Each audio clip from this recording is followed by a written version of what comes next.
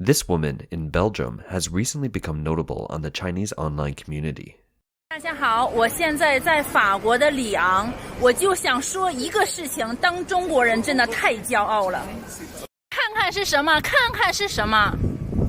中国银行，中国银行啊！我们中国这么强大，在法国有咱们的中国银行，你就不知道我现在多么骄傲。中国银行。反正我也不会表达，我就是觉得我很自豪。中国银行。The video appeared online in early September 2021. It has since been widely shared. As reported by the media in China, the woman in the video is identified as Zheng Xiaolin, 39 years old. She married a Belgian more than 2 years ago and then moved to Belgium and gave birth to a child of mixed race. What is the reaction of the Chinese public? Surprisingly, even the Little Pink, a group of online Chinese nationalists known to be critical of anyone who publishes anything negative about China, did not applaud her patriotic moves. Some described her as a frog living at the bottom of the well, a Chinese idiom for ignorant and narrow-minded people since the Bank of China opened a branch in France as early as 35 years ago. Some online users have posed questions like, "Why do you go abroad when China is so wonderful? China is so big but fails to accommodate you?" Some have commented, "This is humiliating. Would Americans weep when they see so many Starbucks in China?"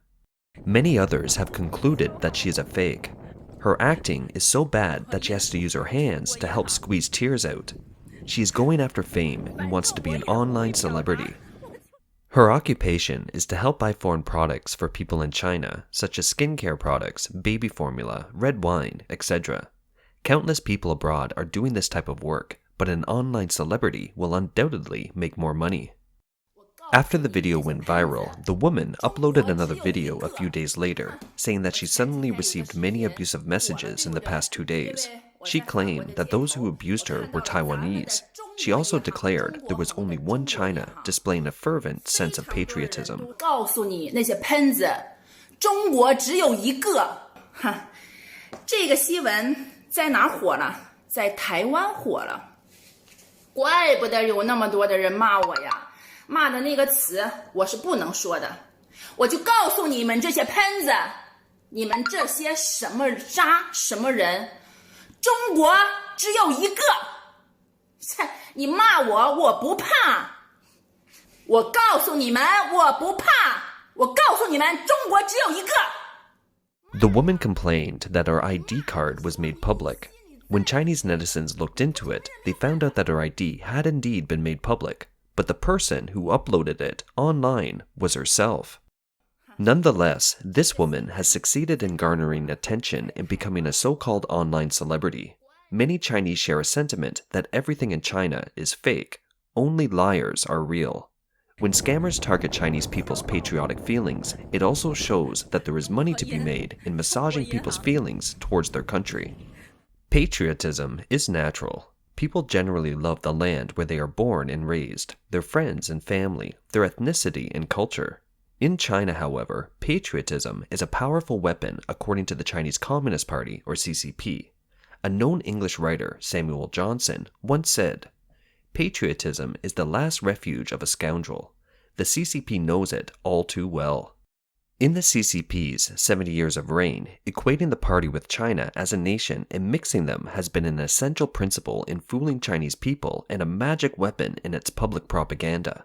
The Global Times, an official media of the CCP, once published an article by a professor from the School of Marxism.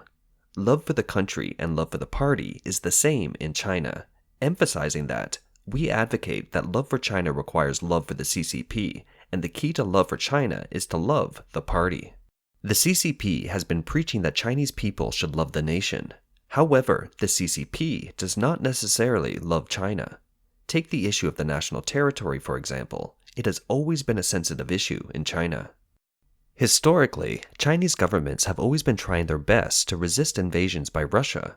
For example, the Republic of China, which ruled mainland China before the CCP and now presides in Taiwan, denied all unequal treaties with foreign countries. On December 9th and 10th, 1999, top Chinese Communist leader Jiang Zemin signed a treaty with visiting Russian President Yeltsin in Beijing. The former party leader surrendered to Russia more than 1 million square kilometers of China's territory, equivalent to dozens of Taiwan's. The territory surrendered by Jiang included the following three major areas in northern China.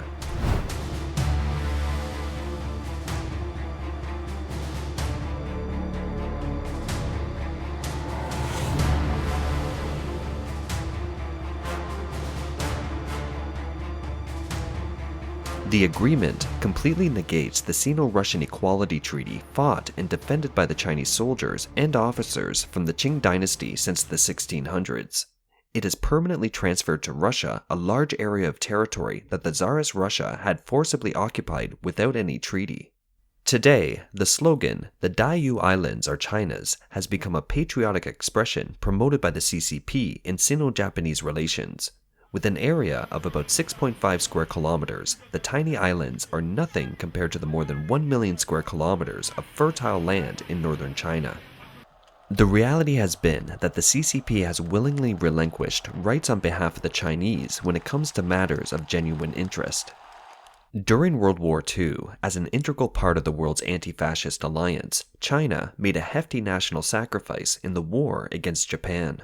In 1972, on the eve of establishing diplomatic ties with Japan, the Chinese premier disclosed to the Japanese that China would waive the right to demand war reparations from Japan, a clause the top CCP leader at the time, Mao Zedong, had approved. This news had shocked not only Japan, but also the whole world.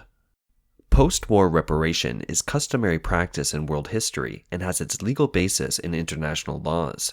All Asian warring countries were compensated by Japan in various ways. For example, Myanmar received $140 million, the Philippines $550 million, and Indonesia $223 million. Non-participating countries such as Korea and even neutral countries received war reparation from Japan, including Switzerland, Spain, and Mongolia. By 1968, Japan had become the second economic power in the world. By 1972, when China and Japan were exploring diplomatic ties, Japan had already acquired a remarkable capacity to make full reparations. Furthermore, the Japanese government was ready to do so. Back in 1946, before the CCP's rule in mainland China, the then Chinese government and its compensation committee had estimated that Japan would need to pay no less than $62 billion in war reparation based on prices at that time. In 1972, the amount would have been $120 billion, and at the beginning of the 21st century, it would have amounted to about $600 billion. However, as it turned out, when China was in extreme poverty in 1972, the CCP turned down the Japanese reparations on behalf of the Chinese people.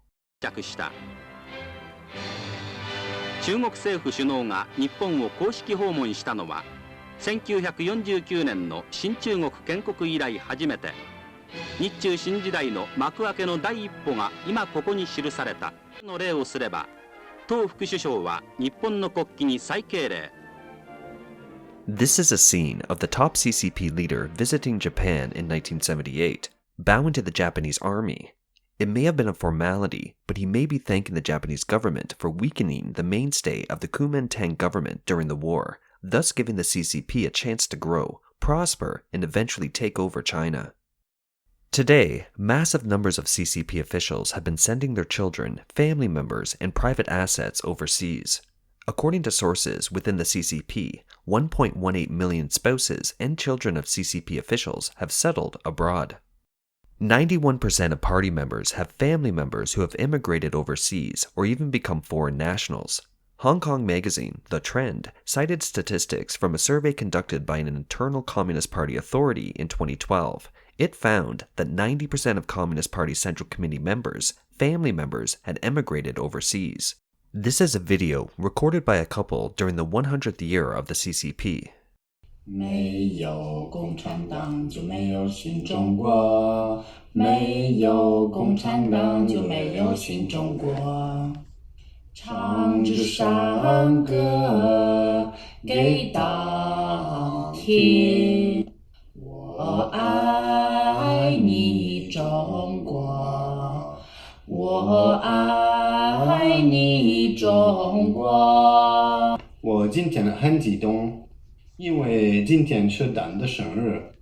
我要说生日快乐，我很爱中国，因为我的老婆是中国人，她教我中文，让我了解中国文化。我越来越爱中国。我的岳父是共产党员，我的岳父岳母教育出了一个好女儿。我爱中国是从我心里爱，我的心是中国心。Why do the acts of Miss Zheng and her husband fail to move the Chinese people now? Because there are too many similar performers before them. They are not the first and will not be the last. In 1998, when U.S. President Bill Clinton was given a speech at Peking University, he was questioned by a female student who identifies as Ma Nan. She angrily denounced American human rights, leaving Clinton embarrassed. 2 years later, she graduated and chose the U.S. to further her study. That is, she chose a country that she described as having a terrible human rights situation. Later, she married an American. Sima Nan, a man known for his extreme anti-American rhetoric, calls himself the #1 anti-American fighter in China. On January 20th, 2012, during his trip to the US, he got his head and neck caught in an escalator. When news broke out, it confused many Chinese.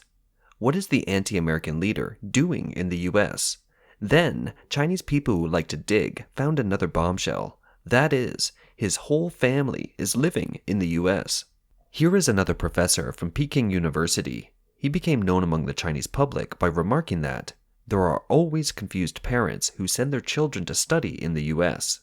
However, Chinese netizens with a detective spirit looked up public information and found that his eldest daughter is a US citizen who attended MIT in college and married an American.